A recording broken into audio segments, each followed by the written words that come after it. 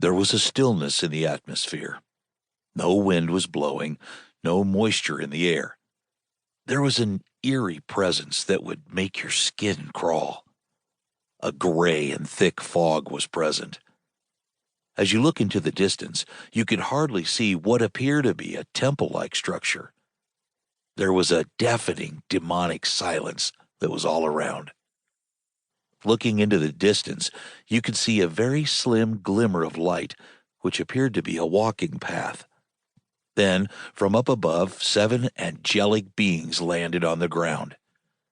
"We're here," said the one who appeared to be the leader of the group. Addressing the group, he said, "We have several factions to fight through in order to reclaim the territory that was lost." "We should have been here a year ago," said the angel that was the second in command. "We come when we are called," the leader responded. "How long will it take before we are able to reclaim the temple?" asked one of the angels in the rear. "It will take as long as it takes," the leader stated. "As long as we're not called away. Let's move." As he made this statement, and the angels began to move forward, thoughts began to flood into his mind about when he received the call to battle. "Stevens, you made bail," said the corrections officer with an attitude that showed anything but concern. The cell had an odor and stench of urine. There were numerous other people in the holding cell. In the corner was a man passed out with the stench of alcohol all around him. A few feet over were a group of young men that appeared to be gang members. They were talking amongst themselves and gave off a vibe that no one better come near them or interrupt them. Over in another corner was a young man who looked like he was barely out of high school. He was trying to look brave and tough, but it was obvious that he was full of fear. He didn't belong in that cell, and the rest of the people were looking at him like he was the prey, ready to be devoured by a pack of hungry dogs. "Stevens, did you hear me? Let's go," the corrections officer yelled. As James got up, he walked over to the corrections officer and followed him to the area where they processed all the prisoners. He felt numb inside. "Have a seat," said the correction officer at the processing desk.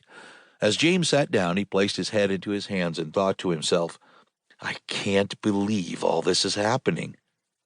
Interrupting his thoughts, the corrections officer gave him an 8x11 envelope which contained a wallet and keys. "Sign here, please."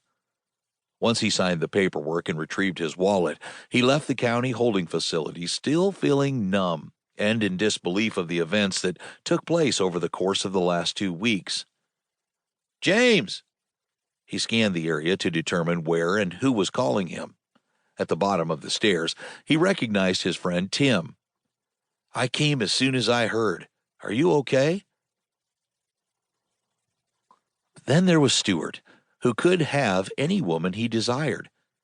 James could probably have any woman he wants as well, if he just would dress better.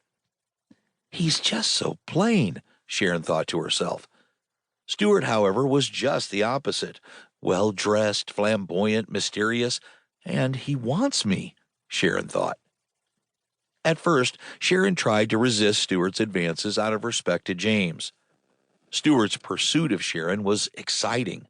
He was bold and would approach her right under James' nose. James did not have a clue. He was working so hard to provide for his family that he never realized that his wife was being pursued and eventually stolen right from under him. Stuart had so much to offer, but the main thing was the attention. He showered Sharon with expensive gifts, the way James used to prior to the birth of Candace. Sharon loved her daughter, but she did not want children. Candace would be the first and the last as far as she was concerned. "I need to move on and build a life with Stuart," Sharon thought to herself. "Is everything okay, baby?" Stuart said as he massaged her shoulders. "Everything is perfect,"